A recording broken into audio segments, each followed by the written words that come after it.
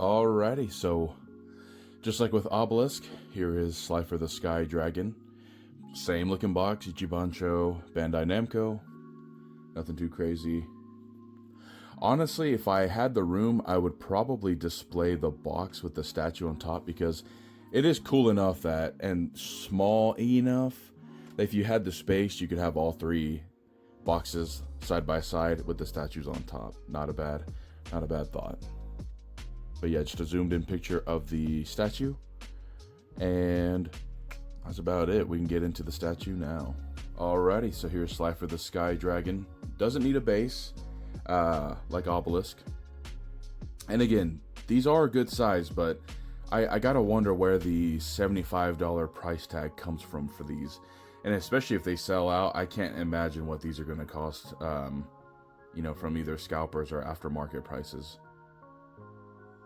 But just like with Obelisk, phenomenal. And I get they basically fused the base onto the statue because the statue, it's a very, very thin dragon, and so you kind of need to give it some oomph. But basically, just like with Obelisk, they did a good job of light red, darker red, and you get the nice, just shadow painted to really show like the creases and all the little darker spots of the dragon. And it is fixed, it's posed, you can't move, everything is in place. But you can just see the paint apps on this thing are crazy good.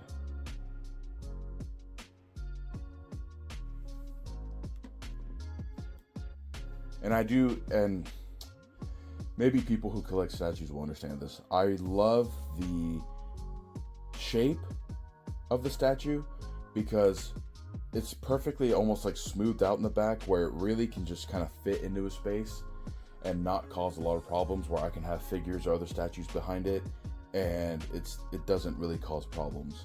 So how I have this on my shelf right now is I have Slifer on the left, Obelisk on the right, and then the Winged Dragon of Ra on the back. I'm still trying to figure it out how to properly place them three, but this one fits just so perfectly on my shelf where it doesn't take up too much space from front to back. Because my problem with statues is always I hate when from front to back it takes up so much room, because it's, in my personal opinion, I've had better luck with statues like this that are more wide and I can just kind of fit it into a place. So again, I bought these from Big Bad Toy Store, $75 a piece. I don't know if they're still like that, but I think for a Yu-Gi-Oh fan, for someone like me who was a huge Yu-Gi-Oh fan, having these three statues is definitely, it's enough for me, and it's like perfect. Having the three Egyptian gods. And, I did see there's an Exodia model kit on Amazon. Doesn't seem too bad. I am actually interesting enough noticing, which I'm shocked they couldn't cover this up, there is a huge seam line from the, when they had to connect it. I'm kind of shocked they couldn't cover this up a little better, because I'm actually looking back here too, and I see this seam line, which, this one's in the back, so it's less likely to be visible, but this is kind of front and center. Just a little shocking. It doesn't take away from the statue, of course, but it is very, very neat.